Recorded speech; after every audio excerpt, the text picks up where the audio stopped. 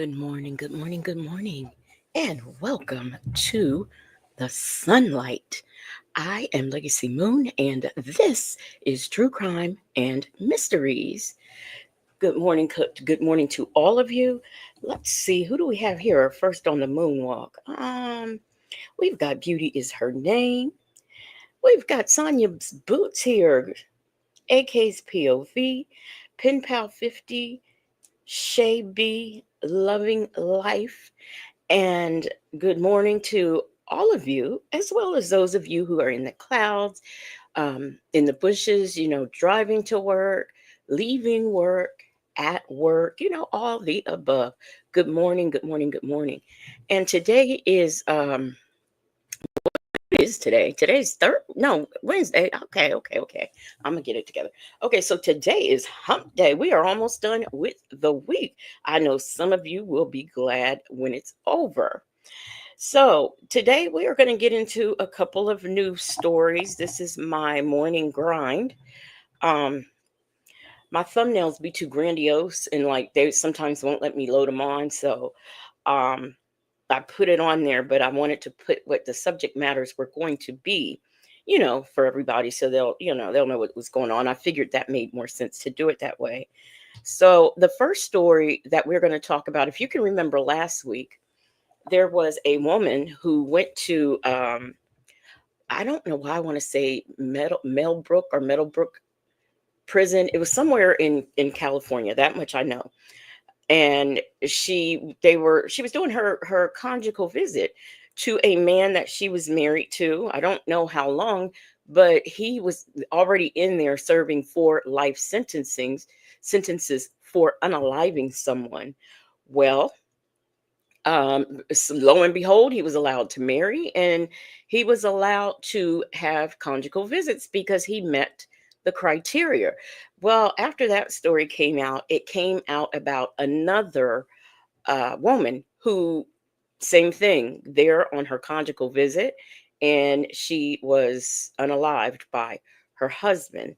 So we're going to get into that story first. Let me share my screen. Okay. Um, and here we go.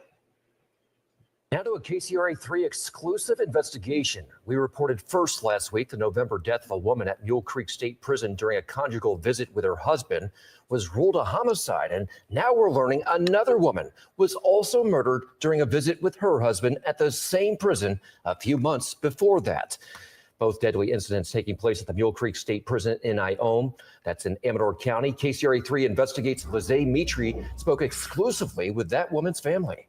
Curtis, this family saw our investigation last week after the murder of 62-year-old Stephanie Dowles, and they said they felt compelled to come forward with their story. Now, this place where they go to do their conjugals, it's like an apartment setup. Some of a regular apartment.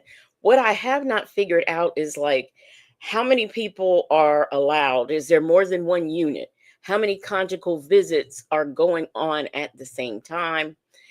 I'm trying to find out that sort of information, and also, what's the ratio of the guards there versus the people there, that sort of thing. So let's listen some more to their story. We were born and raised in San Francisco. We were raised by our grandparents.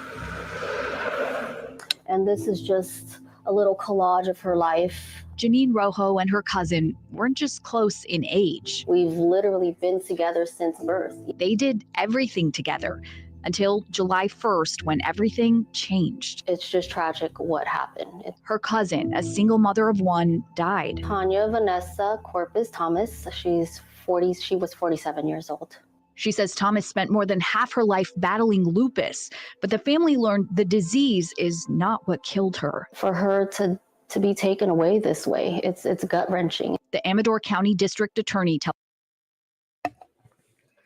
I don't remember. I'm not sure if I said good morning to Sonia's Boots and AK's POV and Pen Pal 50. I'm not sure. So good morning. Loving Life, Juju D, Kenneth 14, no, 54. Nesto, Shackle Shuffle, Walk of Shame. Good morning. House KCRA3 investigates Thomas's husband, 48-year-old Anthony Curry, is charged with her murder. Oh, it hit my gut. He's accused of strangling Thomas during a conjugal visit at Mule Creek State Prison.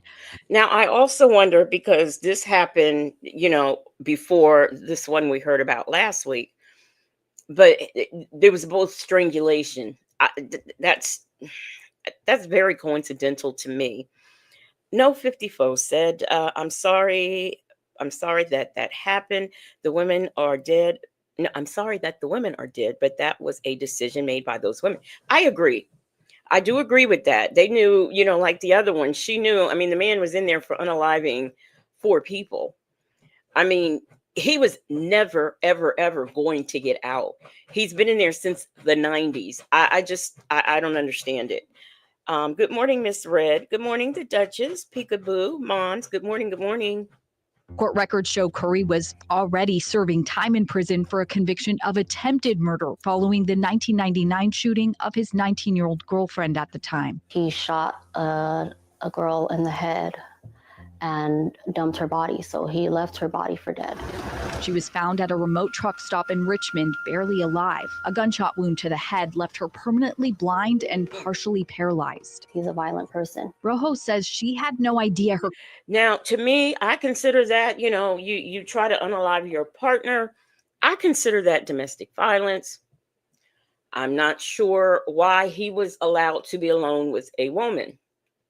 Cousin even had conjugal visits with him. With that history of severe violence, why are they being allowed to have these visits unsupervised? It's something she kept to herself until she saw the story on the November death of 62-year-old Stephanie Dowles. 4 months after a woman died while visiting an inmate at Mule Creek State Prison, we've learned her death is now deemed a homicide. Another woman killed at Mule Creek State Prison during a conjugal visit with her husband, a 4-time convicted murderer. I was sick to my stomach and I was in tears. She could no longer stay silent. I'm not against conjugal visits.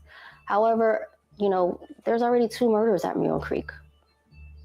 What can be done to prevent this from happening again? Maybe put more prison guards out to do more safety checks to... How about no conjugal visits? I mean, if you're in there for, crimes such as unaliving someone, why do you need it? I mean, it seems like they have just as many rights in prison as we have in the free world. They're getting 3 meals in a cot. Some of them work. They get to have conjugal visits. They get access to tablets and all of this stuff. I mean, it's really ridiculous. Good morning, Petty Patty. Anything to save another life. The CDCR website shows inmates can't have conjugal visits if they're on death row, convicted of sex offenses if they're going through the reception process upon arrival to a prison, or if they have disciplinary restrictions. But there is no mention of violent crime convictions. So if you are a sex offender, you cannot have, and rightfully so, conjugal visits. But if you tried to unalive somebody, or you did unalive for somebody, it's okay. CDCR says inmates have to apply and meet strict criteria to earn the privilege of family visits. And they say these visits are meant to support family connection and rehabilitation. Okay, so a lot of people would say 1 murder is too many, 2 murders. Okay, and this is another thing. Okay, the one guy is never getting out. He will never get out. What family can, I mean, like, what do you need? What do you need? Good morning, Queen Black. Good morning, Jackson Tabasco. There's way too many. What security measures are in place to protect people who are there visiting? Right. We had to go through their manual to see what do they do? How do they make sure people are safe? What we could find is inmates have to present themselves for a count at least 4 times in 24 hours. And the prison can order unscheduled inspections. But otherwise, the manual really highlights that they try to ensure the inmate's privacy. But we know about a second case because the family came The inmate's privacy, like, why do they need it?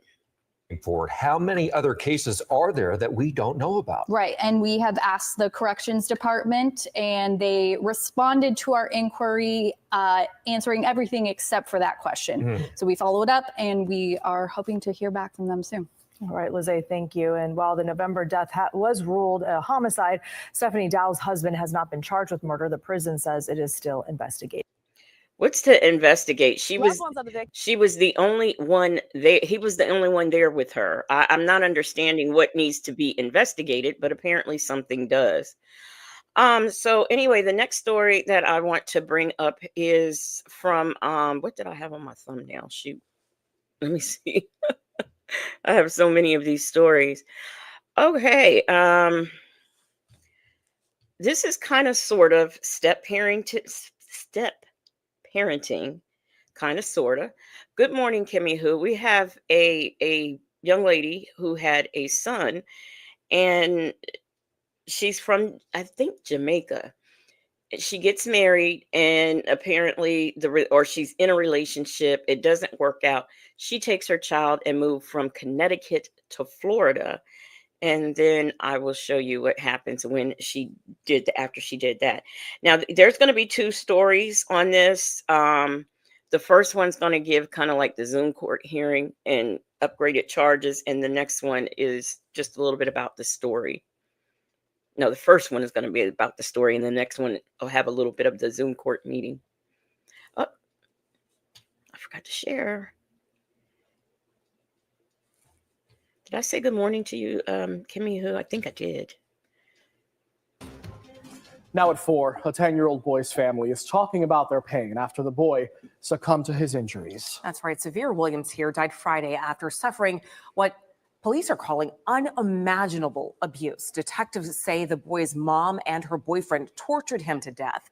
They are both now facing murder charges. West 2's David Jones was the only reporter to sit down with Zavir's father today. David, did he have any woman who allows another man to abuse their very own child, it's not even his child, and then do it in concert with him, they need to go straight to hell. They really did. There is a connection. And the fact that a mother participated in this is just unbelievable to me. idea that his son may have been in danger? He says he did not. He told me Kimberly Mills, the boy's mother, had actually cut off all contact between both him and Zavir about 3 weeks prior to Zavir's hospitalization. I sat down with the family today to talk about what led up to this just horrific incident and to understand how they're coping with all of this. You hear this story, it doesn't matter where you are in the world. It should affect you. The story of 10-year-old Zavir Williams is one that has rocked his family to their core. He was special. He was. It hurts every day. But for Zavir's father, the pain didn't start February 23rd. That was always in my kid's life. I never out of my kid's life. He says the boy's mother, Kimberly Mills, brought his 2 sons to live in Florida from their longtime home in Connecticut in 2022. Divorced, he says her attitude toward him changed back in 2019, once she got her citizenship years after coming here from Jamaica. The day she was leaving for Florida, I later have to drive her down on the highway to stop before I see my kids. They had joint custody, but she now lived in Tavares with the 2 boys. Can you imagine you find out your babies are about to move, like at the last minute. So you're chasing them down the highway, trying to stop them so you can see your children and I guess hug them before they go. This is just terrible. Good morning, Sassy Sue. Let me see. I saw is this AK's POV's comment? Let me see. Somebody mentioned Anaya Day. Yeah. Oh, there it was Petty Patty. And the Anaya Day case. And I keep saying I'm going to dig into that, and put something together. But all of these child abuse cases upset me. But sometimes there's just certain cases where I don't know. It really gets to me. So, but I am working on trying to get something together. No 50. This lady right here you talking about was a nurse. That I didn't know. I did not know that. them a phone to have calls every day. Then, starting in December, she would begin supervising his calls with the kids and limiting communication. She took away the phones. She took away the iPads. My brother bought games for the kids. She would take that away and give it to her boyfriend. They had little to no communication with their dad. His sister Camille even says during previous visits, when he would buy a plane ticket to Florida, she would not even let him see his sons. My brother fought like hell. And now, see, that I don't understand, because he should have been able to produce the joint custody papers and gone to the police. So I kind of sort of don't understand that. But, who knows? For his children. He fought like hell for his children. Then the call came at 2:30 in the morning. Xavier was hospitalized in cardiac arrest. His dad was on the first plane down and never left his bedside for a month. You're having And it's the fact that this child lingered for a month. Good morning, Bella. That's also upsetting. With doctors on a daily basis telling you that the son you're hoping and praying that will be okay is not going to make it. Do you know how hard that is? Do you know how difficult it is to sit at your son and your nephew's bedside and watch that little boy that was so full of life and vibrant take their last breath?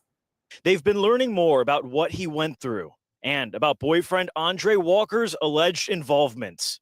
A young kid, so precious. At age 10, life was cut short. Looking back on those precious memories, this little man did have a dream to fulfill.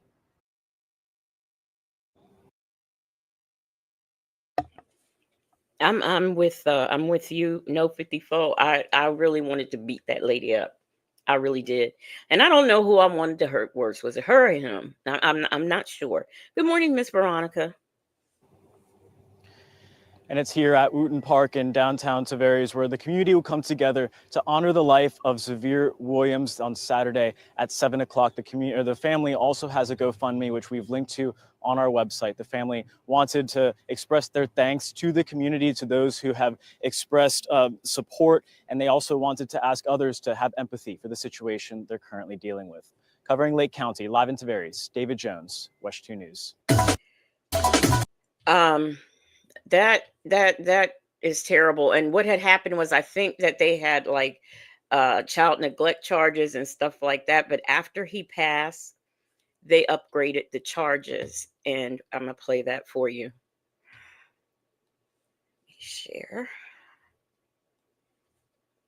It's got a little bit of their Zoom court meeting. Mike, thank you. Charges have been upgraded in the horrific death of a 10-year-old boy in Florida who has ties to Connecticut. News 8's Tina Detel reached out to the family here in Connecticut and joins us now live in Hartford. Tina, what can you tell us? Good morning, Attitude and Tylenol. She says, good morning, Legacy Son, in chat. In the bushes, since my black job actually wants me to earn my pay today. Lord bless the person that's shadowing me. Good morning to you. Good morning. Good morning, Tam Tam. As you can imagine, Catherine, family members here in Connecticut are shocked and they're very upset. Now, I did speak with this young boy's father over the phone. He is from Hartford County, but right now he is in Florida, and he says it's too soon for him to speak about what happened there. Kimberly Mills. Good morning. You're charged with aggravated child abuse. Court finds there's probable cause. That charge of aggravated child abuse was upgraded to second-degree murder after 10-year-old Xavier Williams died from injuries police say came at the hands of his mother, Kimberly Mills, and her boyfriend, Andre Walker, who was now charged with second-degree murder as well. It is clear to our agency that this child underwent gruesome abuse. Police say the couple brought Xavier to the hospital on February. I am not sure what type of abuse, but I know this the lady that just spoke from the district attorney's office. When you see her full conference, this lady was crying, trying to get through her conference. 22nd in Tavares, Florida, where they believed he was suffering from cardiac arrest. They say they soon learned he was suffering from much more than that. He is covered head to toe. Excuse me. He is covered head to toe in various size bruises that are in various stages of healing. Additionally, he is covered in burn marks. Police say his younger brother detailed the abuse he endured. During a search of the house, they found a ladder, 10-pound dumbbell, and duct tape used in the abuse. After weeks in the hospital, Xavier died of his injuries. I love children, and it's something that I just can't imagine a nurse doing that. I'm glad somebody brought a cross, and so I was glad to see the cross and prayed that God, welcomed him into heaven because he's just a little child. Now, both suspects are being held without bond. We are told that a vigil will be held for Xavier in Florida on Saturday. We're live in Hartford. Tina Detel, News 8. And I'm wondering, did he even go to school? I'm wondering, did he even go to school? Because, that's also a sign of abuse, taking the children out of school. So I'm wondering, did he even go to school? And for a mother to just stand by and allow that to happen, I consider her to be a no shit mother. Sorry for the language so early in the morning. Good morning, Sassy Experience. Good morning, Mimi. Good morning. Good morning. Let me see what y'all are saying. No 54 says my baby sis. They all running together. Mimi, good morning. Kimmy, who said it's a shame that you need a license to get a dog, but you can be a complete idiot and you can have a child. Yeah, but the sad part about it is when someone does try to contact and get help, nothing is ever done. I mean, sometimes it is, sometimes it isn't. Before I go into my next story, I want to know what the heck is going on. I think this was last week in Raleigh, North Carolina. This is there. It was like the OK Corral, just like in a parking lot. And the sad part about it is there is someone said that looks to be a child who is also involved in this situation, and it makes me wonder, where are their parents at? So we're going to get into this, and then I have another video I want to show. A crime alert in the news at 4:30. Your news leader obtaining shocking video of young people in a shootout during the middle of the day outside a Raleigh convenience store. All of this going on a busy street that plenty of people travel. It's frightening video of a gun battle on Yale Road that could easily have been deadly. This surveillance video clearly shows what happened outside Yale Discount Tobacco convenience store on Yale Road, March 7th. Watch the group of teens walk up and approach a red car. Another teen walks to the store and now you see right here, this little boy right here looks to be, and I think they did say he looked to be about 10. Why are they packing? I don't understand. No 54 said, I remember now at Petty Patty, the bio dad was pissed at the trial. Was he? I'm gonna have to look into that. Okay. Tries to get inside. The doors are locked. Then someone in a black car across the parking lot pulls out a gun and starts firing. The other young people retreat behind the red car and then pull out weapons of their own, and the gunfight begins. Bullets flying across the parking lot and down the street as the group of young men fire and then run away. The thing about bullets, right, Mimi? Oh my. The thing about bullets, they don't have a name on them. They don't know where they are going and what's going on. And this is very unfortunate. I don't think these young people realize the consequences of what they're doing. You could have unalived some just random, and I just think it's terrible. And what are they doing with weapons? I mean, they were ready, set, go. Yes, Nesto, Shackle, Shuffle, Walk of Shame. What the hell? In a media statement, police say the same group had entered the store minutes earlier, armed with handguns, and threatened to assault a person after asking for that person's shoes. They left and came back a second time. when this parking lot gun battle broke out. The owner of this convenience store says he's seen the kids before. They live in the area and actually come in the store all the time with guns. It's why he put up this sign saying, "No guns allowed." But he says the sign clearly didn't stop the young men from brandishing their weapons. And take a look. He says one of them was a young boy who appears to be about 10. As far as we know, I mean, unless he's a sibling to one of those men there, what is he even doing with them? no one seems to have been hit in the melee. Police say they also have made no arrest. And if you have any information on the Raleigh shooting, call Crime Stoppers at 528-CASH. 528-CASH. So if anybody knows anybody, let them know. Let the police know. Now, this next story that I want to get into is a story that I, number one, apparently did not save. Let me see, did I put it here? I did not put it here.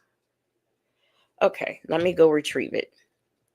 Then this next story that I want to talk about, it deals with a stepmother and her, I cannot believe. Oh, I know what to do. Okay, wait a minute, y'all. I'll get it together. I think I'll get it together. Yeah, okay. Now we got this next video we're going to get into is on law and crime. There is a woman who had I don't know how old her stepson was. I want to say 28. Good morning, Text Toy. How are you doing?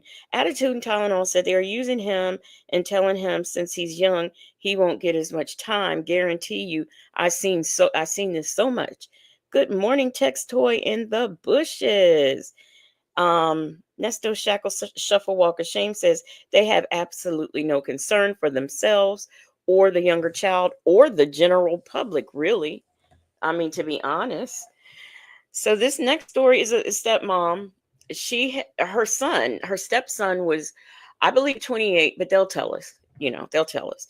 And he was kept closed up for many, many years. And how he was rescued was by setting a fire. Well, she was arrested and she got a $300,000 bond and she was able to post it. And a lot of people are mad about it, including the victim, who, even though he is an adult, we don't know his name and we haven't seen him, but it was said that he weighed 68 pounds. Good evening, Diva Shawnee. So let's get into this. And I'm only going, like I said, I'm not going to show all of it, but a large portion of it will be shown. Let me take it back to the beginning. And this is not, okay, they have like one or two other videos about this case on Law and Crime. I chose this one because it does tell the backstory, and then it kind of shows you like the pictures of the house and the conditions. So that's why I chose this one. Please make sure that you thumbs up this live so I can get in that algorithm nation. Good morning, Thessie Jewel. How you doing? So here we go. Share my screen. Okay.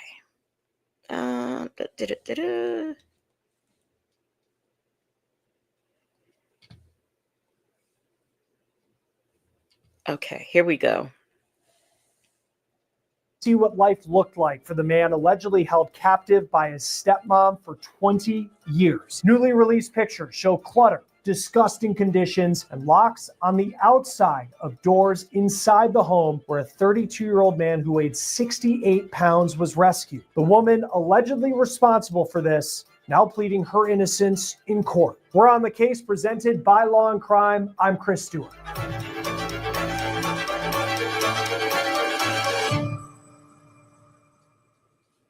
Before we get to today's story, I want to let you know about our new Law and Crime YouTube membership program. This is something we put together for you. If you are a true crime enthusiast, this will give you access to custom emojis, early releases on premium content, and access to members-only live streams with your favorite guests. We're going to have 3 tiers of memberships. You have the armchair detective, the amateur attorney, and the honorary judge. So if this is something you're excited about, you can go check these out right now. Click the link in the description to this video and become a Law and Crime member today. Now, let's get to the latest out of Connecticut. To this point, the words of the man who's only been identified as male victim 1 or MV1 have been chilling enough. But now, police are showing what he is talking about with the release of dozens of pictures. Here are Now, because he set the fire, I am assuming that that's why, because it looks like soot on these walls. And I know from my house fire what that look is. So that looks to be soot. Petty Patty said, how is she going to prove her innocence? Good question. Shaby says, this is one wackadoodle right here. And the thing about her proving her innocence is she had a friend of like 21 years. She didn't even know that the woman had a stepson. She had no idea that the boy was even there. Just a couple of these photos from inside this home in Waterbury, Connecticut. This here is inside of MV1's room where he allegedly started the fire that led to his freedom. You can see the fire damage inside the house. And look at this. This is allegedly the door to his room. You can see here there was a lock on the outside of his room where he says he was held captive by his stepmom for 2 decades. Here is that stepmom. Her name, Kimberly Sullivan. This is Now, what I don't understand about this case is he had a father who just passed away like a year before this. So there was actually a father in the home. I think he was in a wheelchair or something. How this woman got the baby is the child's biological mother gave him to the father when he was an infant. So this lady essentially has had this child since he was an infant. Good morning, Azuri. How are you? Desi Jules says, seriously, how is she out and Nesto still in? She should never get bond. No, she shouldn't have. But the fact that it was $300,000 and she was able to pay it and get out, that's a shocker. And I really think that they thought that was a possibility that she couldn't get out. So then what happened is the prosecution kind of tried to backpedal and get her back in court and put conditions on her bond that, as far as I'm concerned, should have been conditions in the first place. But, you know, her attorney was like, no, she hasn't done anything wrong. She hasn't violated anything. So you can't do it. It's like unconstitutional or something. Like, she has rights. From her most recent court appearance where she pleaded not guilty to charges related to the story that these newly released pictures help paint. Sullivan and MV1 lived in this house in Waterbury. On the outside, you can see it's an older home, doesn't appear to be particularly well kept. But on the inside, these new pictures show a house that was filled with clutter. And even though the home had been damaged by smoke from this fire, there's still just a lot of mess in places like the kitchen. So let's go through these pictures that go along with a story that MV1 has told detectives. It is a story. Now, I am here to tell you, the firefighters are there to fight the fire. They ain't trying to save nothing of yours, let me tell you. So, and I was fortunate because I wasn't home when my fire started, and they let me come through. They had like just got the fire out, and they let me and my asthmatic behind walk through the house. And I don't even know why I wanted to do that, but they did let me walk through the house. So they just trying to get the fire out. So I'm saying all that to say that although things were probably thrown about in there in order for the firefighters to get the fire out, still, I mean, it looks like a lot of clutter and mess that probably shouldn't have been where it was in the first place. Good morning, TD Will. Story that even the most seasoned members of law enforcement say they have never seen before.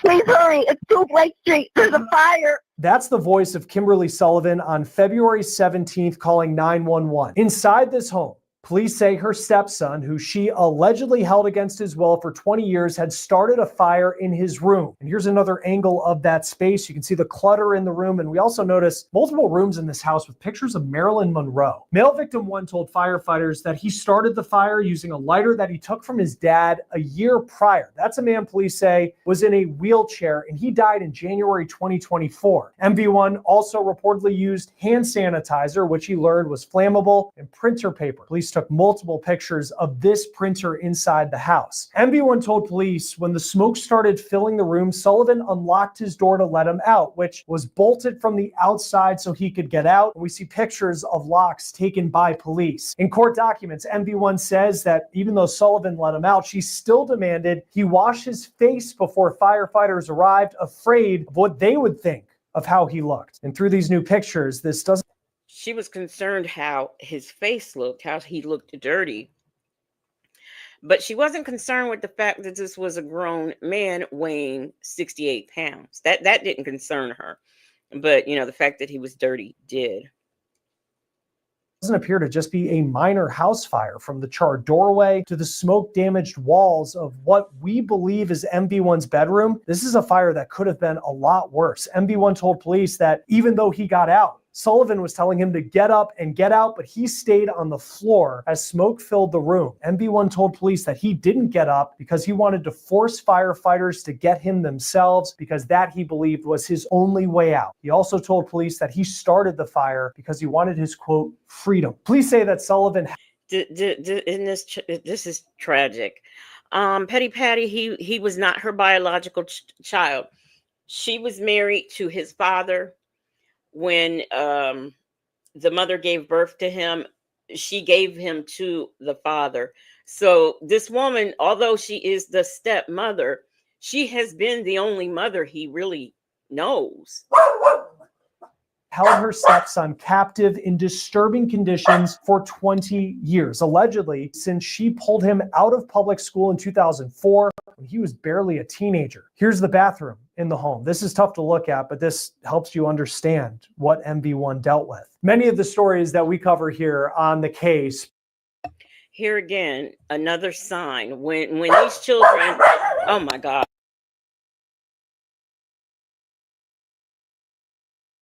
When these children are pulled out of school, that's a sign that something is not right in the home. Prove that life is unexpected and having a great attorney matters. And that's where we bring in our partner and sponsor, Morgan & Morgan. This is a law firm with more than 1,000 attorneys who have a history of winning. Just in the last couple of months,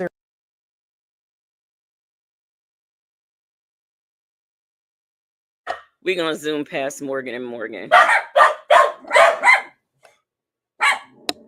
When asked about his earliest memories, MV1 said that he would sneak out of his room at night to eat and drink. And when it was discovered he was doing that, he was locked in his room. He recalled drinking from a toilet because he was only getting 2 cups of water a day. Over the years, MV1 said that he was let out less from his room. And he said that he would have to go to the bathroom in a bottle or on newspaper. There was a lot of things that stood out to me as we went through these pictures, but one part specifically was what the home's kitchen looked like. You can see here a coffee machine and a cabinet that appears to have some cans of soup, a soda bottle. It seems that it was something that Sullivan would have access to, but it's unclear just how much access MV1 had to the food. Obviously, he was. So now this kitchen, you can see there's not a lot of fire damage in there. So this kitchen looks like it apparently looked. TD Will said, living in filth, disgusting. Good morning, Justin's mom. How are you doing? Let me see. Yeah, Petty Patty. I was shocked when I heard she had other kids. So that means they knew that he was there too. So I'm kind of questioning the whole family dynamic and how she treated her own children, because she is currently staying with her daughter. Mimi says exactly, if no one records a kid's continuing their education, they need to follow up. And apparently they did, but nothing was done. Tessie Jules said Morgan & Morgan should have got a higher bond. Jones & Jones wouldn't go for that. Nope. Oh, come on. Was 68 pounds at the time he was rescued. Other rooms in the house show items that are thrown about and a large collection of Christmas decorations still up in. See here again, there's no fire damage in the home. So this is what it looked like in February with Christmas decorations. So this is apparently not my grandmother's house, because if you didn't have that stuff down by New Year's Eve, the tree and everything would be thrown on the curb, because she didn't play that. It was bad luck. AK's POV said that's crazy. There were other kids. Yes, she had biological children. Petty Patty said the biological kids were able to go to school and on dates. It seems like they led a normal life. February when firefighters responded. Here's the body cam of when they arrived on that night, February 17th, and Sullivan was the first to meet them outside. Sullivan was arrested a short time later. After Sullivan's first court appearance, her attorney said that she was shocked to learn what her 32-year-old, 68-pound stepson was saying about living in this home. This is video. Now, the attorney, of course, he's going to prove her innocence, but how do you explain a 68-pound, 30-some-year-old man? I thought he was 28, but a 30-some-year-old man weighing 68 pounds and starting a fire just to get his freedom. How is she going to explain the bolts and the locks outside the door? How is she going to explain that? Yeah, she had the nerve to be wearing a cross. Yep. Her local Connecticut station, WVIT TV. Absolutely. Yeah, so she completely maintains her innocence. From our perspective, these allegations are not true. They are outlandish. I mean, she was blown away when she heard these allegations. She's adamant they are not true. This did not happen. And we look forward to being able to vindicate her and show that she's done nothing wrong. Sullivan's currently facing several charges, including assault in the first degree, kidnapping in the second degree, and unlawful restraint in the first degree. She was granted a $300,000 bond, which she was able to post after her first court appearance. So she's not in custody right now. The state of Connecticut then filed this motion ahead of her hearing to enter her plea on the charge. Because the victim wants to know, why is she free? He was kept prisoner. Why is she free? Attitude and Tylenol said, we left up a tree until my birthday once. I was born May the 1st. I have seen people have trees, and they call them holiday trees, and they decorate them, throughout the year. Like, they'll take the Christmas decorations off and do whatever. Let me see, Easter. They'll put Easter decorations, like that. So I don't know if that's what you're talking about, Attitude and Tylenol, or the entire tree stayed up, because my grandmother, she didn't play that. Shay B said, this bitch is off her rocker. AK's POV said, why was she shocked? Like she didn't live there. Right. Yeah. Who? Because there's no other explanation as to why there are locks outside the door. Mimi said, she said the father wanted him raised that way. Yeah, wow. Gee, and he's not here for us to confirm, right? Petty Patty said, how is she going to explain him not being in school since the 4th grade? How is she going to explain him being 68 pounds? How is she going to explain any of this? Justin's mom says, how can she have a 68-pound man in her home and says nothing's wrong? Exactly. TD Will says at Mimi, and that was okay with her. She's sick AF too. Good morning, Toria GB1. She says he's a good attorney, but I don't see her beating this. I don't either. Thessie Jules said it's no telling how she treated the father. Yes, because he was in a wheelchair, they said. Now, I don't know how long, but he was in a wheelchair, I guess, when he passed away. So attitude and time, it was Christmas decorations. Yep, no, my grandmother, she threw all that mess out the house. You ain't bringing no bad luck in her house with no Christmas tree up. To add conditions to her release, requesting house arrest and that she be monitored with a GPS tracking device. The prosecutor said he spoke with MV1 in the hospital. This victim is afraid. This victim lives in fear. I introduced myself to the victim, explained who I was. His first question in this sphere is why is she out walking around when I was locked up in a room for 20 years? He is following this on TV and social media, so he is aware of what's happening. And I say that because it would lead to his fear. Based on all that, the state is asking for those conditions. Sullivan stood alongside her defense attorney, who argued that nothing has changed in this case since they were last in court and bail was set, and she shouldn't be subjected to new conditions. We're now back seeking to add additional conditions.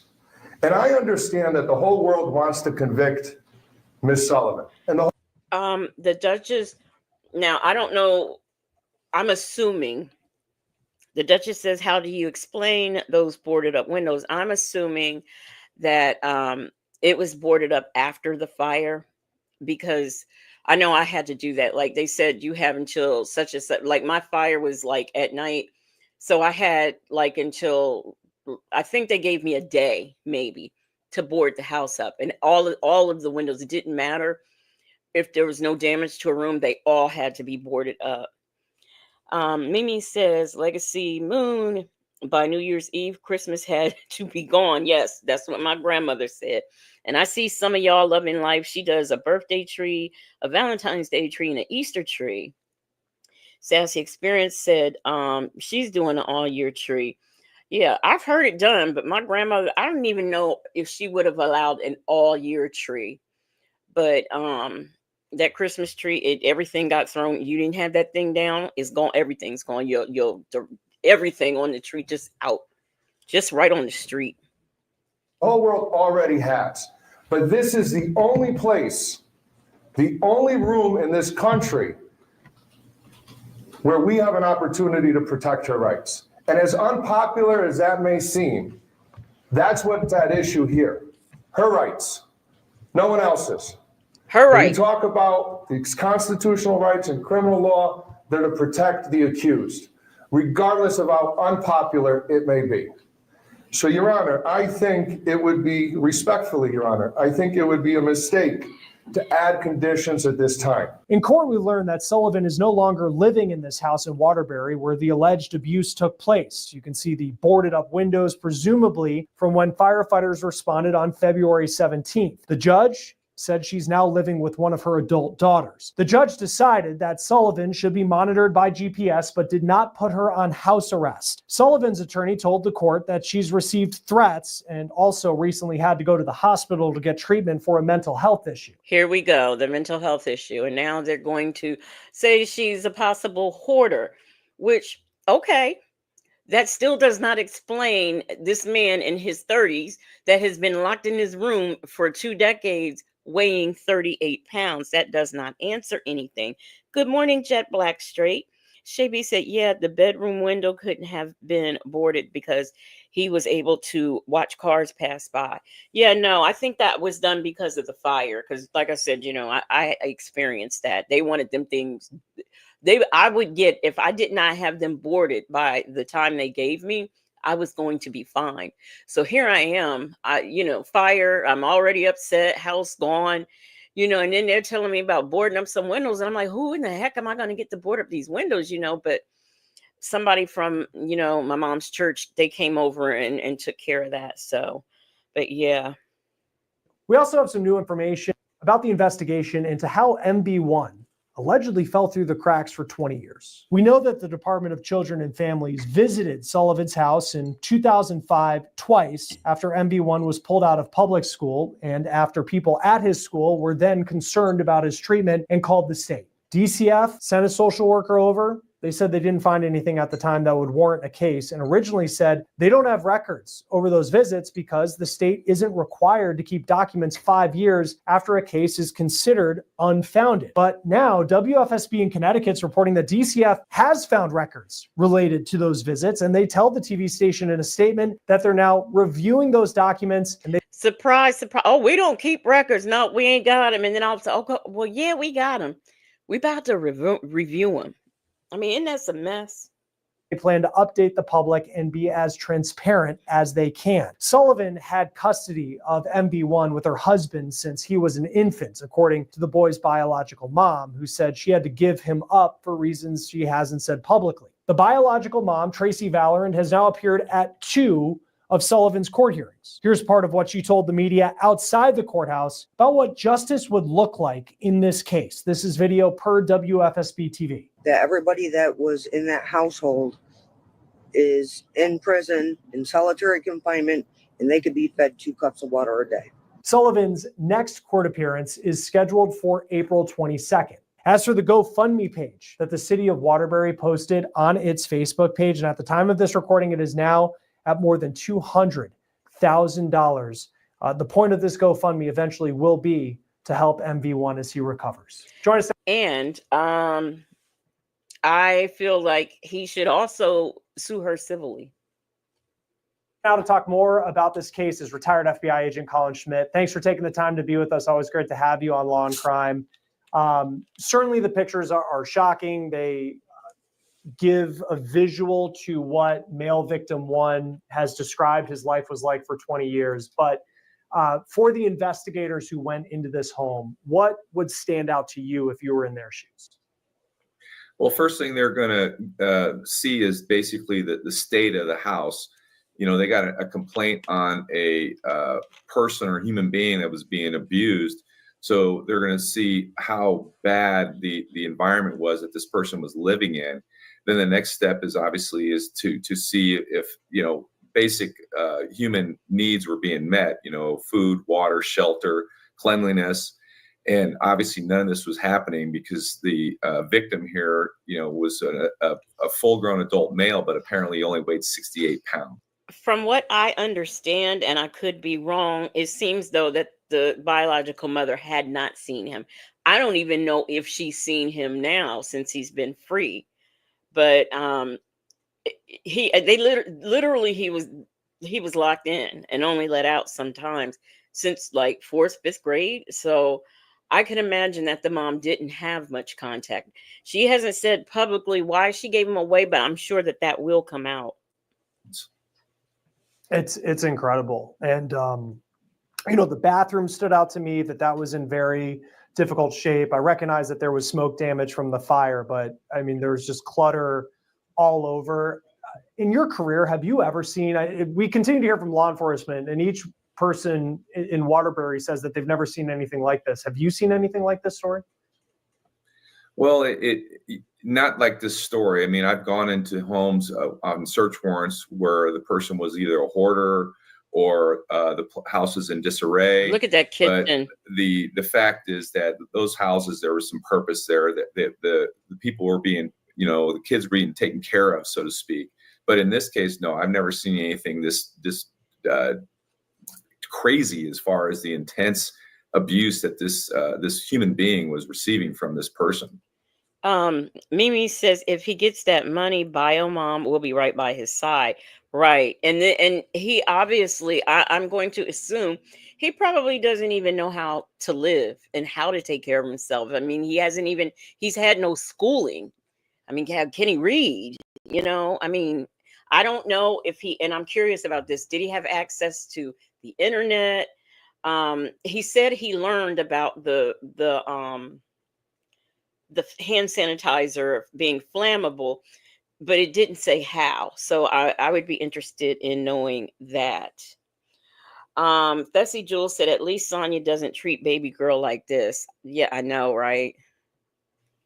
We're all trying to figure out, and certainly Kimberly Sullivan, she is innocent until proven guilty. Her attorney has said that she is shocked that she would ever be accused of a crime like this. She'll have her day in court. But what typically, at least from a hoarder's perspective, is the profile of a person who would keep a house like this?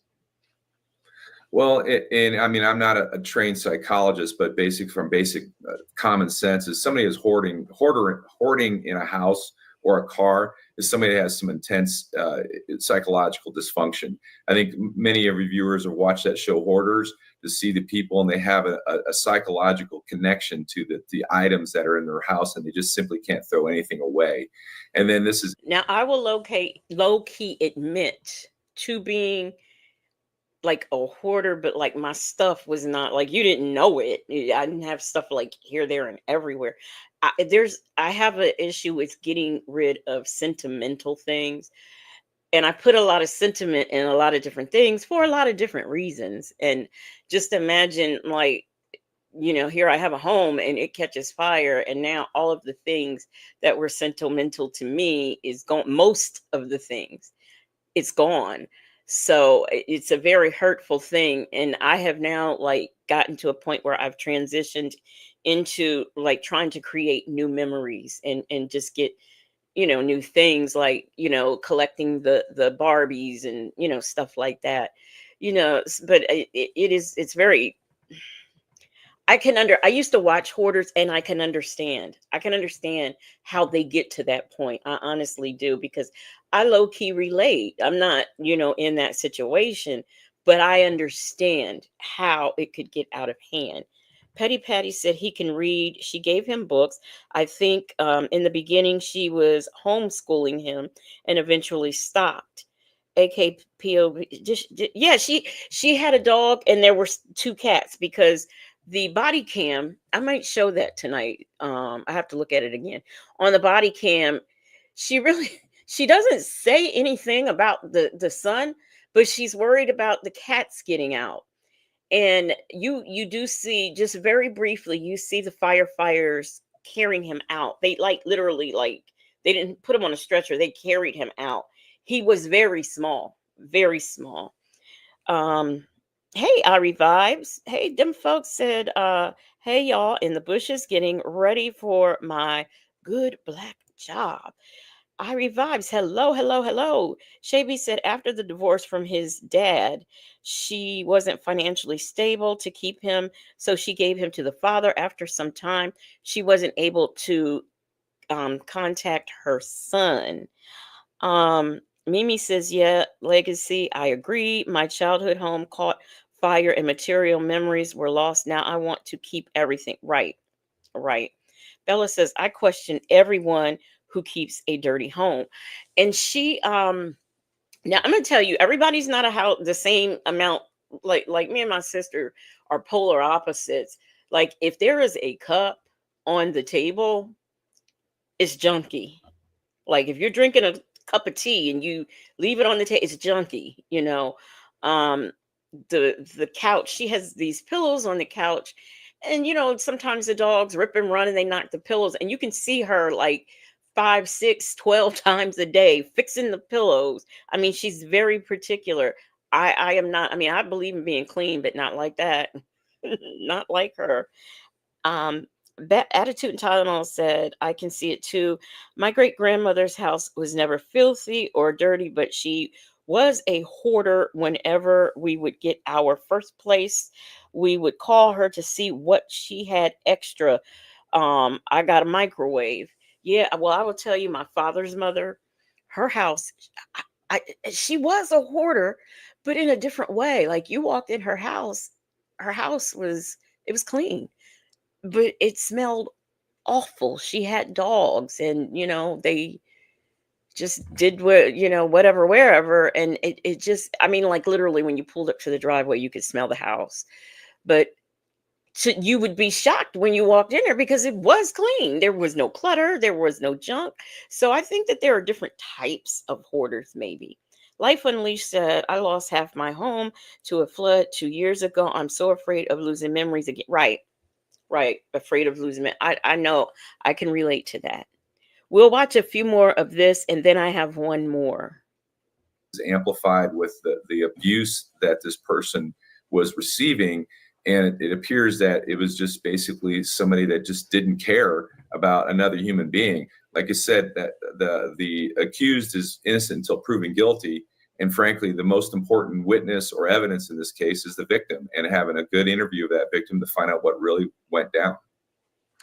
He tells, and as we've gone through the criminal complaint, it talks about a life of being given a couple sandwiches a day, a couple cups of water a day. Certainly, he himself is a piece of evidence because of his weight and the condition he was in when firefighters rescued him from this home. How can you, in building a case, do you take those words that he told detectives, but then at the same time now factor in these pictures that I assume that a jury will eventually see if this case does go to trial? Well, it's kind of basic law enforcement or building any kind of case for court is you have cooperation. So if or when the victim said, "This is what occurred to me. This is what happened to me," and then they go into the house and see that the things he said have been verified, and then I'm sure they talked to her and got some sort of statement from her, and it doesn't appear that she has a lot of experience with law enforcement. So if they did have an opportunity to talk to her before she invoked her right to an attorney, I'm sure she did make some admissions that would help the case. And one chilling image is, amongst all the clutter, but it is the locks on the outside of the door. For you, if you've ever dealt with a case of someone who's been held captive for whatever reason, I mean, how often do you see that in homes in cases like this?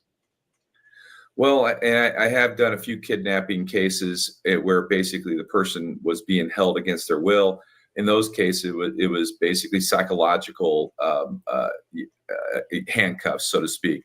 But in this one, when you're putting locks on the outside of a door, that's demonstrating an intent to hold somebody against their will. There's no reason for that unless it's a storage closet and it's small and you're trying to keep somebody from stealing something. But in this case, there were locks on the outside of doors to bedrooms. So that demonstrates a strong intent, in my opinion, or in cooperation to what the victim was saying. Okay, that is all that I want to show of this one. Good morning, Make It Rain. AK's POV said the silent generation held on to things because a lot of them lost things. That era lived through World War II and was born right after World War I. Sassy Experience says, I think there's a difference between pack rat and hoarder. Yeah, you're right. You are right. You are right about that. Hey, let's talk about it all. How you doing? Let me see. Mimi says, I feel like if this had been a man holding a girl/woman hostage, the authorities would be more outraged. Exactly. I agree. And not only that, I think that they would be they would not have that $300,000 bond. I do believe that they thought that she wasn't going to be able to pay it, but she did. So, and she's out on the street. And I really think that there should have been some conditions, some decent conditions. Shavy said also the co-worker spoke out about how she spoke about hating to going home to her husband in a wheelchair. She never mentioned having a stepson. There were people who have known her for over 20 years that did not know. They did not know that the stepson existed. I want to hear from the daughters. I wonder if the daughters are going to be subpoenaed by the prosecution. I mean, like, how far is this case going to go? So I will be following that. Now, another case that I have been following that I wanted to present was about you. You guys might have heard about it. It is about the two people who adopted Black children and kept them as slaves. I was very interested in that case, and I wanted stop. I wanted to report on it, but the trial, I mean, like the bits and pieces that you got wasn't enough to like follow to see what was going on. And so I wasn't able to do it, but now Law and Crime has pretty much covered it and put a bow on it. So we are going to go through that. Good morning, Southern Bee Charm, the only Black but not bitter. Good morning. Southern Bee Charm said, I agree. If it was a man holding a woman, it would be different. Bella said, Mom didn't fight hard enough to see her son. For me, I know. I always, yeah. I mean, that is like a sticky situation, but I think that more could have been done. I mean, it's like he did not exist at this point, you know. So, okay, with this next story, like I said, it's about the couple who adopted the 5 children and wanted to or did keep them like slaves. Oh, let me share.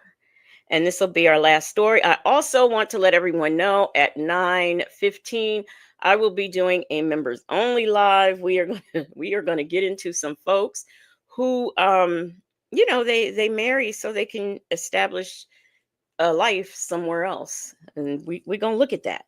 TD Will said the whole family should be in jail. What about his siblings? I don't even know if he has any. I don't know if he has any.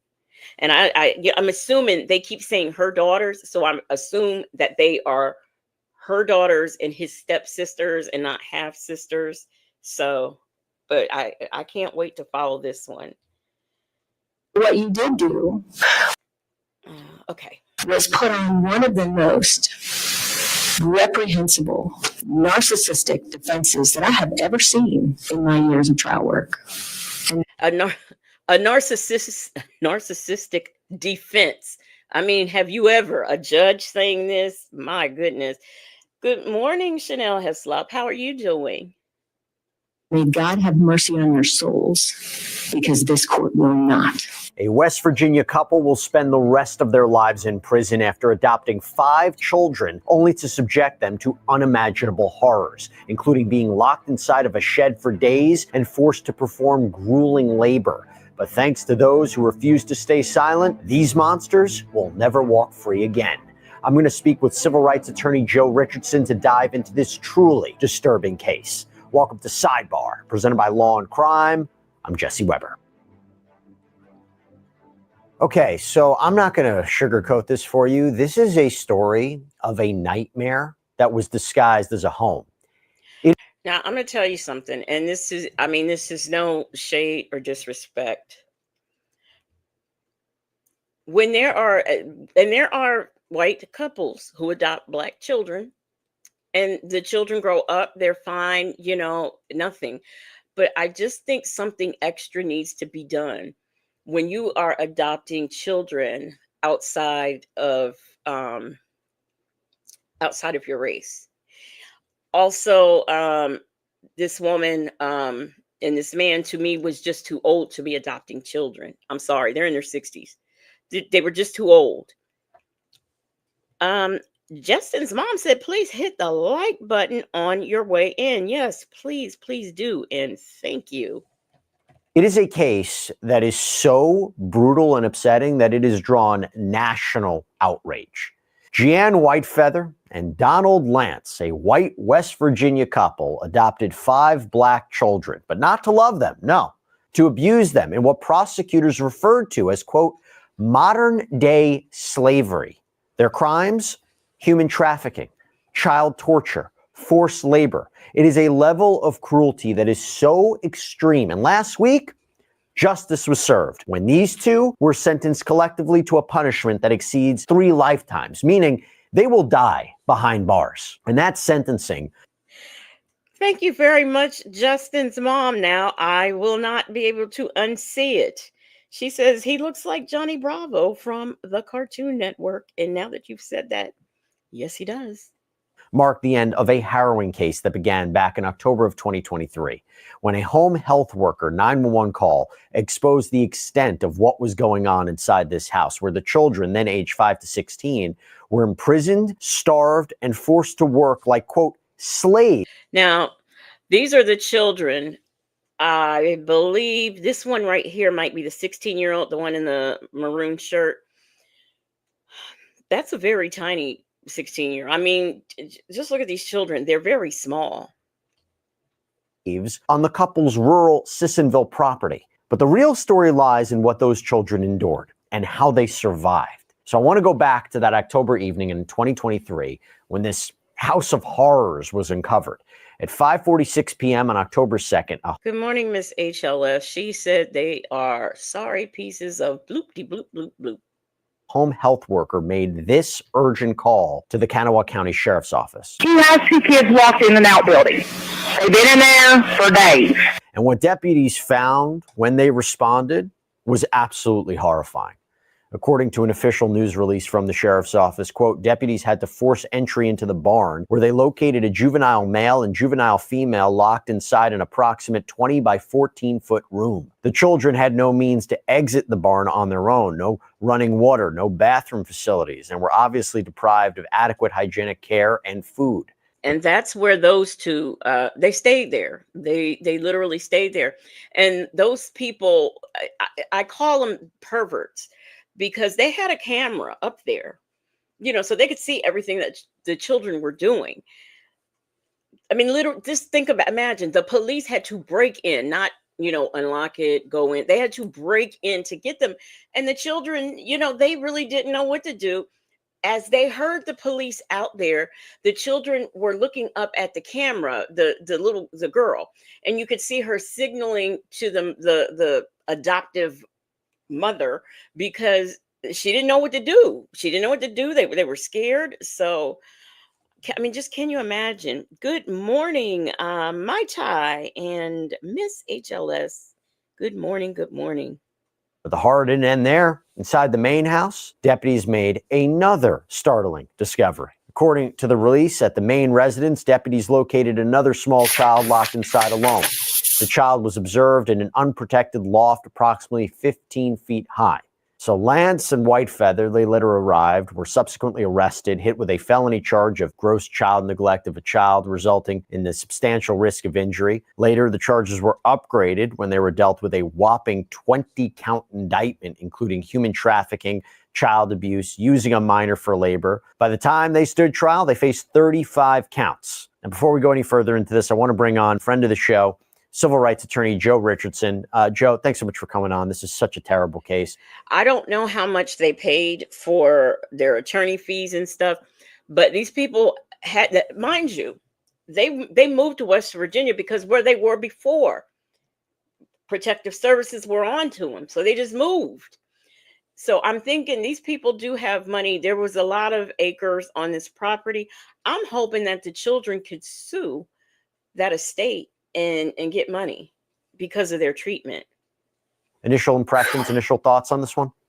Oh my gosh, where do you even? Petty Patty, if I can find the neighbor's testimony, I'll get it. It was so hard because I could not believe this is a case. People are outraged. People want to know what's going on. And they did not have like on court TV or anything. They just had like bits and pieces. But if I can find it, I will show it. Even go. I mean, it's clear that these children were treated subhumanly in a way where there's no gray area. There's no, there's no two ways about it. There's so much that doesn't make sense here, particularly as it pertains to the idea that someone has actually been adopted and therefore you're supposed to care for these siblings and care for these kids and give them something that they're missing. And there's no two ways about what actually was happening to them because we saw what we saw between the video, the things at the house. It's just problem all the way around and that they're treated subhumanly. And the only way to describe it is if you see that, what they would do is the girl, she would hold up that sheet like that so that, the boy could use the bathroom, get dressed and everything. And then he would, do the same for her, hold the sheet up so that they could, get dressed and everything. They were doing that because they really did not want the people, watching them get undressed and stuff. Like I said, the perverts. yes, they're treated like slaves. What are the civil rights laws that are triggered here? Because again, you don't see these kind of allegations very often, at least in my perspective, in child abuse cases. Yeah, I mean, boy, where do you start? So theoretically, what you can argue are that the civil rights of these children basically have been taken by their parents. It's kind of strange because you don't normally see. This was a form of punishment. The one in the yellow shirt, you could see him standing up with his hands on his head. That was a form of punishment. What kind of punishment they needed, for kids who did forced labor and, was locked up and stuff, I don't know, but this is one of the punishments. See it. Normally, the allegations are the criminal side allegations against the parents related to child abuse, related to child neglect and things like that. But is there a way to argue that the children had liberty taken away from them and those types of things in a case that would be against the parents? Well, that's not going to go very far. But Could something be said about the agencies that were supposed to be looking after them? If they find information that would demonstrate it, they've been investigated for a while. They had been investigated for a while in the previous place that they lived. Is there potential for there to be something brought because these particular folks missed the ball? Well, here's the thing, right? These parents are understanding past home studies, adoption screenings, homeschooling the kids. Is there a problem in the vetting process? There's an argument that there's a problem in the vetting process, but at the very least, there were investigations once they had the children. They were already claimed. I personally, and this is nothing personal against people who homeschool, but I think, and I know Protective Services is busy enough as it is, but I think anybody who homeschools their children, there needs to be somebody in that agency. They need to create a unit or something that goes out and checks to make sure. I know when you homeschool, you're supposed to send things in and stuff like that in some states, but not in all. But there needs to be more of a watchful eye on these children who are allegedly being homeschooled. Claims that there were problems that way. And normally, though, it's harder to get a public entity, like it would be the state, a state agency, a county agency, for liability unless they breach a mandatory duty that is statutory.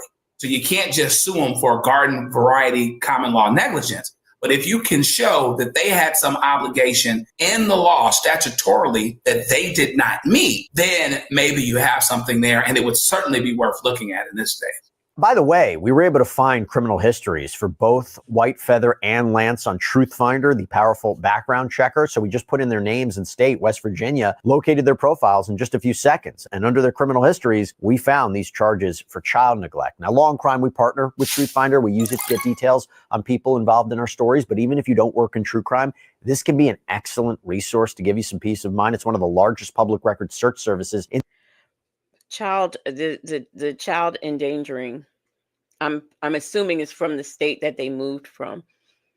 the United States. And with a paid subscription service, you can get access to unlimited reports about almost anyone. So right now, if you're interested, you can get 50% off of your first month of confidential background reports. Just go to truthfinder.com/LC sidebar. So let's go now to January's explosive trial. So prosecutors laid out a disturbing pattern of racial targeting and abuse. And the evidence showed that they adopted these children from a Minnesota homeless shelter before moving them across state lines to Washington and then West Virginia, where the abuse had escalated. And jurors even saw damning proof of forced labor and psychological torture, including. The reason why it escalated once they moved to West Virginia is because they were more isolated. Surveillance footage showing children being punished by standing motionless for hours with their hands on their heads. Now, what were the defense's claims? Well, White Feather's attorney, Mark Plants, called the shed where the deputies found the malnourished children a, quote, teen clubhouse. And I want you to listen to this argument from a preliminary hearing. There's a key inside, and the 14 and 16 want their teenage clubhouse to go down there and play around. Now, this explanation. Really? Really? Come on now. Collapsed. If there was a key, why didn't they open the door and let the police in? Why did the police have to break in if it was a key? Under scrutiny because the 911 caller directly contradicted Plants, testifying she saw Lance lock the children inside. Neighbors also took the stand, describing how they'd suspected abuse from the moment the family moved into the neighborhood. One emotional witness explained why she contacted Child Protective Services. I was afraid that they would move away and those little kids, nobody would be there to help them. That's one of the neighbors. Sassy experience said homeschooling parents should be made to take the kids to school. The school district offers 3 times a year for a welfare assessment. Yes, TD will. They refer to it as a clubhouse. Michi 3 says, good morning, everyone. I used to work from home day to day throughout. It was going to be storming, but it wasn't. Well, that's good. Petty Patty says, so the kids locked themselves, right. They locked themselves in the shed from the outside. Make it make sense. Kimmy Who said, this is amazing that any lawyer would say anything that ridiculous. A clubhouse, exactly. The neighbor was just very upset, but I'm glad that these neighbors paid enough attention to realize something was wrong.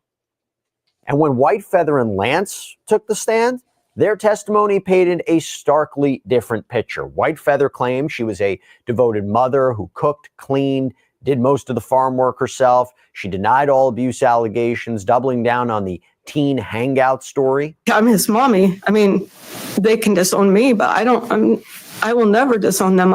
As far as I'm concerned, they're my children. Girl, bye. You love all your children. I love all my children. And when Donald Lance took the stand, he painted himself and Whitefeather as overwhelmed parents simply trying their best, explained that one of the couple's children had mental health issues that they were trying to manage. But they were overwhelmed. Well, here's the thing. Don't, when you're in your 60s, go out and adopt these young children. And it's not unexpected to anticipate that there will be some mental health issues. I mean, these children they were adopted out of a homeless shelter. We don't know what they went through before they even got to this couple. So don't try to BS me with, oh, they had issues. Well, then you shouldn't have taken them. the jury had already seen damning evidence that told a very different story, including text messages where the couple referred to their black children as, and I'm very sorry to say this, monkeys. That's what they said. Mocked Text them, messages. discussed physical punishments. Don't you know that digital evidence really hard to argue against? And in one particularly disturbing exchange, they used the initials PB to describe one child, meaning P-boy, P-brain, psycho boy. Here's how Lance attempted to explain these messages. You know, after the 100th time that... It's the insultive nature of them giving explanations to all of the damning evidence against them. And might I add, the evidence used against them was evidence that they got from them. Okay. All the cameras, the text messages that they text back and forth, all that was their stuff. They were convicted with their own evidence that they tried to explain away. The only black but not bitter says that husband looks like a transgender. Mimi said, man, these folks. Yes, Kimmy, who mommy dearest, daddy dearest. And Miss HLS said, and this is very important, nobody wants that kind of love. Nobody at all. Your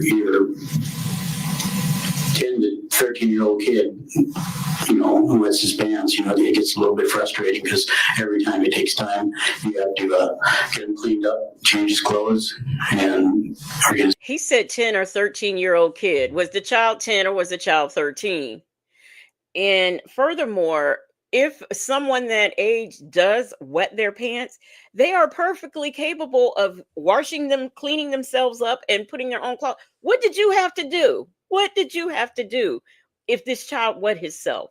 He's old enough to bathe, clean himself, put on clean clothes. So how is that an inconvenience? The only inconvenience I could see is more clothes to wash on laundry day. clothes changed, and it gets frustrating. Joe, back to you. I mean, what do you want to hit first? The surveillance footage, the witnesses, the text messages? Was it a foregone conclusion that they were going to be convicted of a lot of these charges? Yeah, it actually was, because they had the receipts, as folks like to say so much. They were able to use these guys' own camera footage. You know what I mean? No, this is your footage. And of course, from the very beginning, neighbors saw that there were some things that were going on that shouldn't be going on. And then you add the texts that can't be, you know, sometimes people say, well, you text without context. Well, you've got full conversations where they're calling these kids out of their name. They're calling these kids something that they shouldn't be calling them if they actually care about them. So they're really able, it's very damning. It's not just people looking through the window and seeing some problems, even though that was there. It's their own actions, their own words, the things that they're saying that there's no gray area for. It's one thing if you're a little hard on a child or something and you're explaining it that way. They say you're teaching them discipline. You teach them discipline by calling them monkeys. What discipline are you teaching by having them stand for hours with their hands on their heads? What discipline are you teaching? And you know, if they were ever so bold enough to refer to these children as monkeys, you know that they called them a Negro. And I don't mean that word. I mean more harsher. You know they did. By them not being able to go to the bathroom. There's no excuse for it and there's no gray area for it. So they were going to get convicted. A tough case to defend. I mean, during sentencing, my understanding is the judge criticized them for their defense, chastised them for their lack of remorse. Why do you think they took the stand? Foolishness. I guess they figured they wouldn't be any worse off for having done it, but it's a continued, it's up to them. Maybe it was against their attorneys, I would rather for them to not take the stand than for them to take the stand and come up with them bullshit explanations that they came up with. Attorney's advice, but it's also the potential for continued delusion, a continuation of the delusion that they've been in the entire time. So even though the evidence is damning, okay, there's still the matter of whether or not your explanation insults intelligence. And they really did that. I can imagine the jury was probably angry by hearing it. You call it a clubhouse? You didn't have to call it a clubhouse if it wasn't on text that it was called a clubhouse, or if it wasn't on video that it was called clubhouse. Why would you make that up? We all know it's not a clubhouse. So they made a lot of bad decisions in their testimony. They probably knew they'd have the book thrown at them anyway. But even if they're going to testify, which is rare, there's a question of how you testify. And the way that they testified really insulted the jury and the judge's intelligence. It insulted and a few me. things here. I mean, first of all, I got to call out the people around here. You know, the neighbors, the home health worker decided to get involved, alert CPS to what was happening. You know, Lance had made the argument that, you know, one of the children peed his pants, that this was frustrating. But these were children who were subjected to extended periods of time without even having access to a toilet, among other horrors, such as only being given peanut butter sandwiches, staying in dirty clothes. It compiled. Now, here's the thing. I want to go to the end of this case. So during closing arguments, Whitefeather's attorney argued that this was simply a case of bad parenting, that this was not racial animus. But prosecutor Madison Tuck dismantled that argument in her powerful closing argument. I want to remind you that Defendant Whitefeather and Defendant Lance made a bet when they chose to move to Sissonville, West Virginia. They bet that people of West Virginia would not care if they mistreated their black children right out in front of the world. I ask you to prove them wrong. And prove them wrong, the jury did, delivering guilty verdicts on 31 of the 35 counts. We, the jury, find the defendant, Jeannie K. Whitefeather, guilty beyond a reasonable doubt of human trafficking of a minor child. We, the jury, find the defendant, Donald Ray Lance, guilty beyond a reasonable doubt of human trafficking of a minor child. And so the convictions included human trafficking of a minor, civil rights violations, forced child labor, severe child abuse. Whitefeather was convicted of all 19 counts against her, including civil rights violations, while Lance was convicted of 12 of the 16 counts against him. So the jury didn't find him guilty of 4 counts of civil rights violations. And when sentencing came on March 19th, the children, who are now safe in foster care, Pay attention to what these children said. So hopefully they are, just prayers out for them. Hopefully they are healing successfully and have a better support system than what they had. Faced their tormentors, and their words cut through the courtroom, with one child saying, "Don't call her my mother, please. That's my only request to you. Her name is Jan or Miss Whitefeather." Another child saying, "I will be something amazing. I will be strong and beautiful. You will always be exactly what you are. Horrible." Judge. So I like that, because that is telling me that it does appear like they are, in the process of healing. And it's going to take a long time. It's going to take a long time, but, thank goodness. Thank goodness. Mary Claire Ackers delivered the final blow, sentencing Whitefeather to 215 years behind bars and Lance to 160 years behind bars. And instead of apologizing today, because you never have said you're sorry, even though, Miss Whitefeather, you say you made some mistakes, but you're not sorry for them. And Mr. Lance, I didn't hear you apologize either when you had the opportunity. But what you did do was put on one of the most reprehensible, narcissistic defenses that I have ever seen in my years of trial work. And may God have mercy on your souls, because this court will not. Now, the couple was also ordered to pay $280,000 each in restitution for the children's future therapy and medical care. Joe, why do you think that they were convicted? And why do you think Lance wasn't convicted across the board? You know, I find it interesting in these kinds of cases when the evidence is so bad and egregious that if you have a jury who doesn't just automatically convict across the board, to me, it signals they carefully looked at the evidence, and that makes their decision, you know, even more supported, even stronger. But why do you think they were convicted, and why do you think he wasn't convicted of some of those civil rights violations? Well, clearly they were thoughtful, right? And so it would be, you know, no one would have questioned this if they just said, listen, let's just sit around and have a lollipop and just find these guys guilty on everything. But they followed where the evidence took them, compared it to the elements of each of the causes of action. And it may be because of some level of decreased involvement as it pertains to a particular thing that lends to the civil rights cause of action itself, that they didn't get dad on all of those elements. Maybe one or two people on the jury weren't quite as sure. I am certain there might have been a couple of people who've been like, gosh, we can convict them of this. But technically speaking, as it pertains to this cause of action related to the civil rights violations, for what we saw, maybe we saw Mom, White Feather, here, but we didn't see Lance here with this and this particular thing. So a little bit technical, but it also shows how thoughtful they were. When you hear a combined 375-year prison sentence, my understanding is maybe life in prison is just not an automatic punishment for these charges, but you combine all the convictions together, right? And that's how you come up with that number. What does that significance of that number mean to you? Because a lot of people say, you know, 100 years in prison, 200 years in prison, 160 years in prison. Like, well, we look at life in prison, but sometimes the number is more impactful than just saying life in prison. There's something about that number. Yes, what did you take away from that, from the amount of time they're going to be behind bars? Well, it shows that what they did was egregious, right? And it's recognized as egregious by the judge.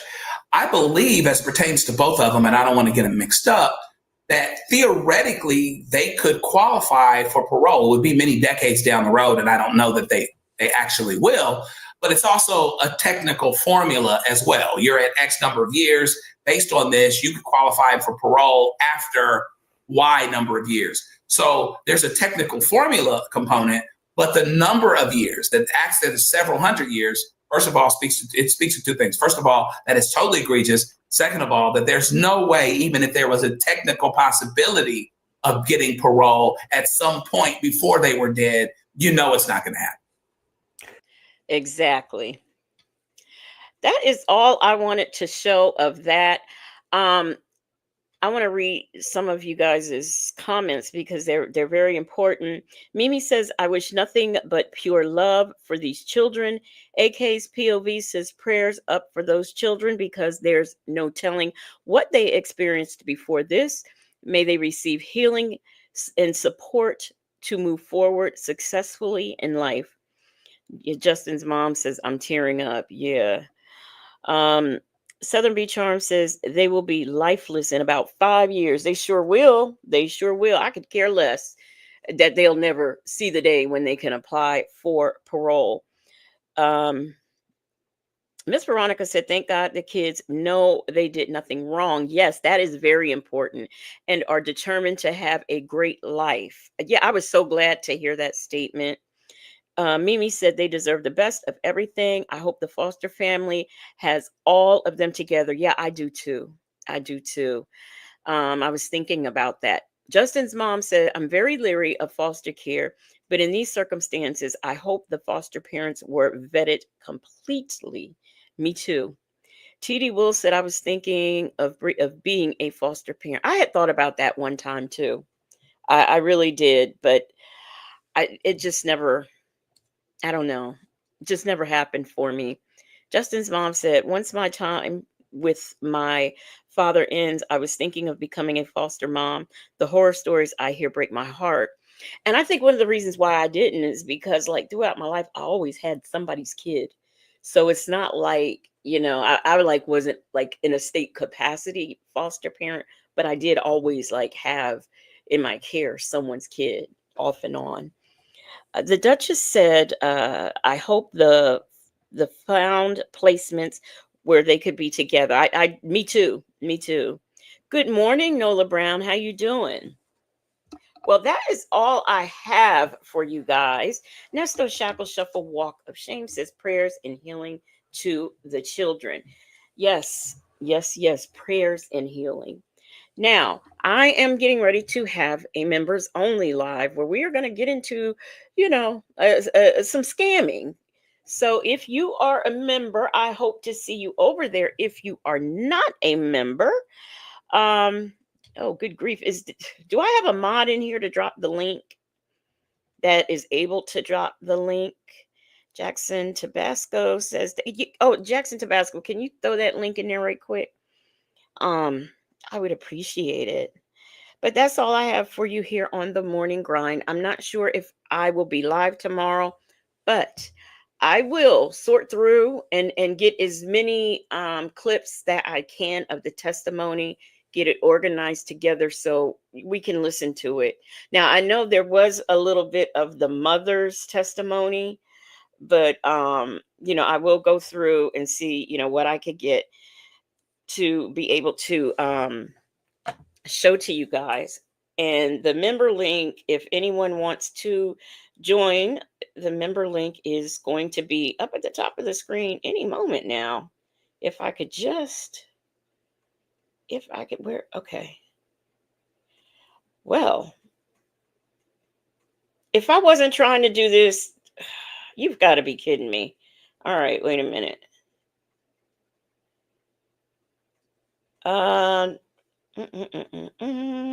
Okay. Well, the member link is down here. It has been posted by Jackson Tabasco and Black But Not Bitter. So if there is anyone who would like to become a member, I hope to see you there in our members only live. I can't get it posted, but here are the links put in by Jackson Tabasco and the only Black But Not Bitter. We are going to get out of here. So I hope you guys have a great day. It's the middle of the week, and hopefully this week ends soon for you. Okay, I don't know you. Okay, so anyway, we're going to get out of here. Let me get some music together so that we can go. Let me see. And thank you, mods, for being here and being supportive.